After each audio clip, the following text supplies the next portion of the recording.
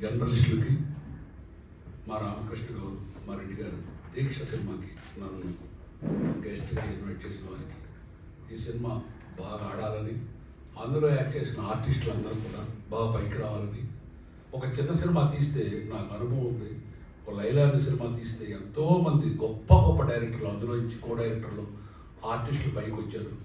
ఒక చిన్న సినిమా వల్ల నిర్మాతకి ఎట్లా ఉన్నా అందులో ఎవరో ఒకళ్ళు ఇద్దరు ముగ్గురు చాలా టాప్ స్టేజ్కి వెళ్తారు. ఆ చిన్న సినిమా పవర్ అటువంటిది. సినిమా ఇండస్ట్రీకి చిన్న సినిమాలు చాలా ఉపయోగం. వాటిని మనం ప్రోత్సహిద్దాం. అది ఈ సినిమాకి సంబంధించి.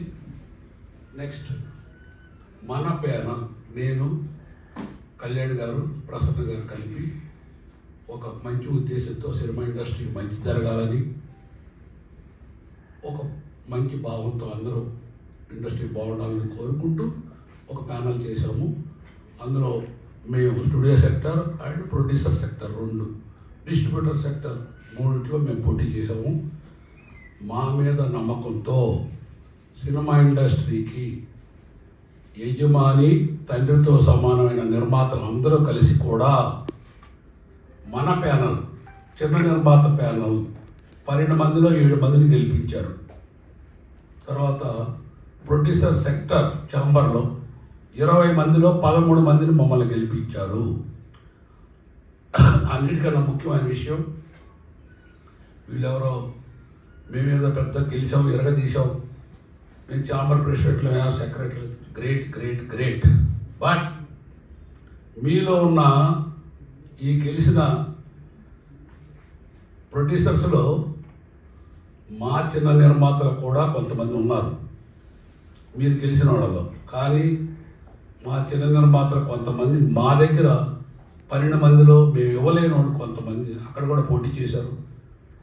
వాళ్ళ వల్ల కూడా మీరు గెలిచారు, అది మర్చిపోవద్దు. కానీ మిమ్మల్ని సపోర్ట్ చేసిన ఏ చిన్న నిర్మాత, మా ప్యానల్ తప్ప మిగతా 2 ప్యానల్లో ఒక్కళ్ళు గెలవలేదు. అది కూడా సాటి నిర్మాతలు గుర్తుపెట్టుకోండి. ఎప్పుడు కూడా నాకున్న 55 ఏళ్ళ అనుభవంలో ధర్మం గెలిచింది, అధర్మం ఓడిపోయింది. మీరేదో ఛాంబర్ని అడ్డం పెట్టుకొని వదిలేద్దామంటే ఏమీ జరగదు.